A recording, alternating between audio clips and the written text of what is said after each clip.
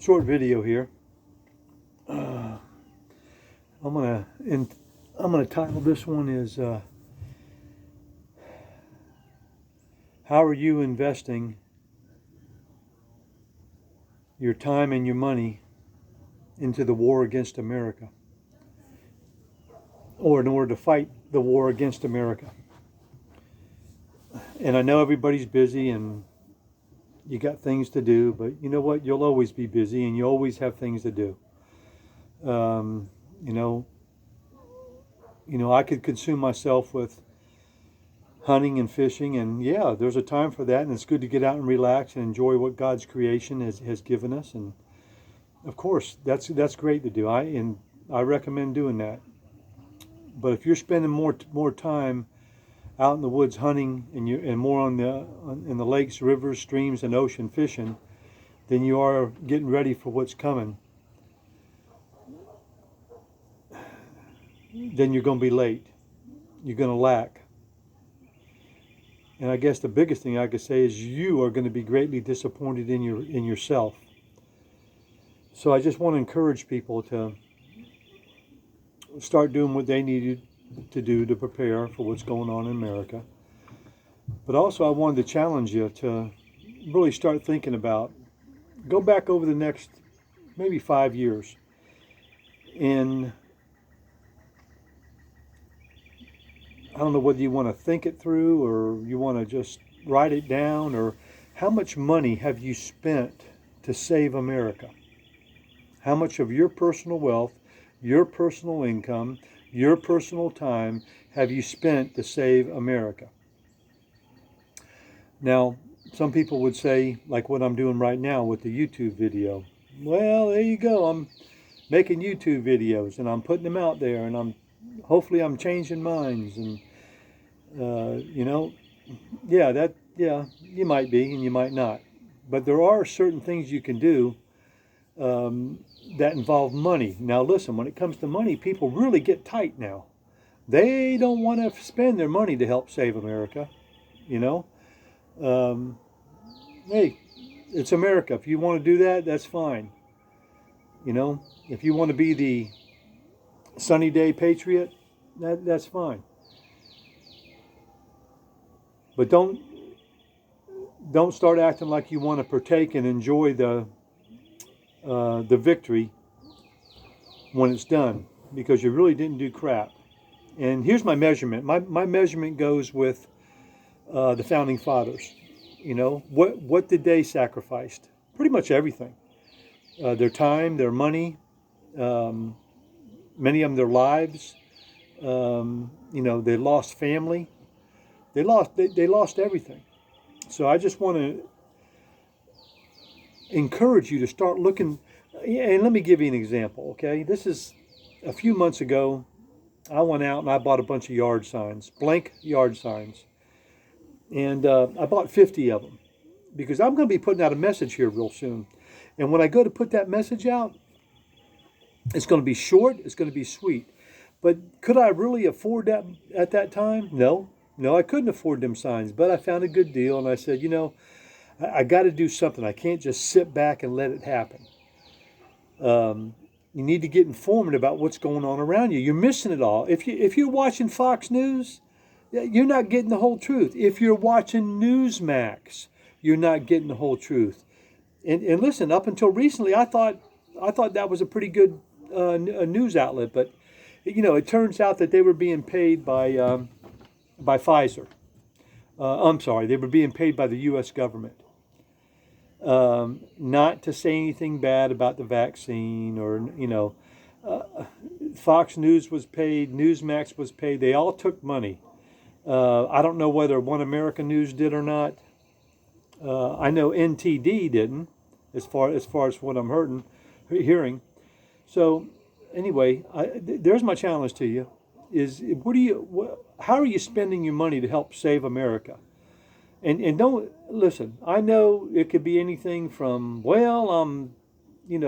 teaching people how to farm, and teaching people how to fish, and I'm teaching people how to can, and I'm okay, all right. But what's that doing to save the country? You might be saving your local population, your local neighborhood, but what's that doing to save the country? Are you doing anything? Are you participating? Are you a patriot? Okay, a patriot. Go back and look up that word and see what it entails. The biggest thing that I can say it entails is sacrifice of your time and your money. I ride around and I'll see people ride around and they're pulling their boats behind them and they're getting ready to go fishing. And man, I'm thinking, man, I wish I had a boat. I wish I could go fishing. But I just can't afford one right now. And if I did, it'd be solely for the purpose of gathering fish, not for an occasional fish meal, but to live off of, to actually live off of. When I go over to the Gulf Coast for the day, if I go over there with my wife, my hope is that I can go out there and catch, 50 mullet, whatever the limit is for me and my wife, and bring them back and put them in our freezer. And if I can do that a couple days in a row, next thing you know, I got myself 200 pounds of mullet to get me through the year. That also saves me money that I can donate towards the cause. All right? Now, the only other thing I want to address, because it has to do with being a patriot, is the idea of being the gray man, not saying nothing. I'm going to play both parts here. All right? Here's one part. Well, listen, they're listening to us. I got to be real careful about what I say on the phone. I got to be real careful about the videos I put out. Oh my goodness, man! There's so much stuff I got to be careful of. They watch us on the TV. They got satellites. I mean, oh my goodness, I could go all over the place. They probably got spies in our neighborhood, even though they don't need them because we tell on ourselves now through the phones and such. But man, we got to be careful what we say. We got to be careful what we do, because they might hear. Here's the other guy now. I don't give a crap what they hear. I'm a free man. I'm sovereign. I live in a sovereign nation. It's called America. It was founded on freedom and liberty. Why do I need to shut up? I think the communists need to shut up or have their mouths shut, or the socialists. Now you just heard two sides. Which one do you want to be? Are you going to be the gray man that'll come out later on when the country's already frickin' destroyed? Or are you going to be the guy that stands up now and starts doing stuff? Put out a damn sign. Put something on your truck. I've gotten a flat tire for putting something on my truck. Somebody ice picked my tire on my dually. Did that stop me? No, that didn't stop me. So I just wanted to motivate you. And if you don't like the way I'm saying it to you, tough luck. Tough luck. Let the chains of tyranny rest lightly upon you, and may you be disassociated with me forever. Anyway, I hate to be that harsh, but time's short. Are you worried about people turning you in because you might be a prepper or a survivalist or a patriot?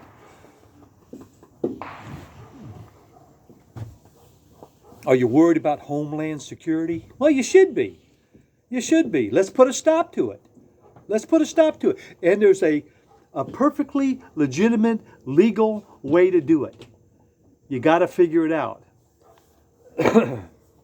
If you go to familytreeprivateschool.org, and there's a link there for my preparedness videos.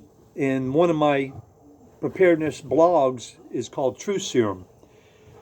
Go there and look at it. Read it. See what you think about it. It might be something you want to deploy.